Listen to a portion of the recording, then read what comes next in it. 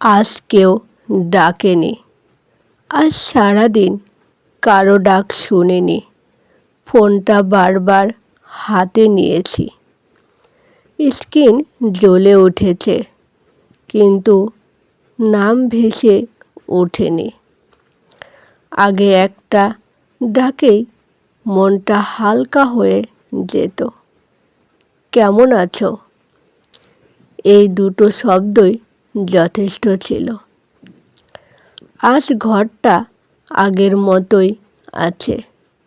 জানালার পাশে চেয়ার, দেয়ালে ঝোলানো পুরনো ঘড়ি। সব কিছু আছে, শুধু অপেক্ষা নেই। বিকেলের আকাশটা হঠাৎ ভারী হয়ে এলো। বৃষ্টি নামলো। আমি ভাবলাম বৃষ্টি হলে সে ফোন করত, বলতো ভিজিস না। আজ কেউ বলল না। তখন বুঝলাম কিছু মানুষের অভাব শব্দ করে আসে না, নীরবে সব কিছু ফাঁকা করে দেয়। আজ আমি একা নই, আমি শুধু অভ্যস্ত নই।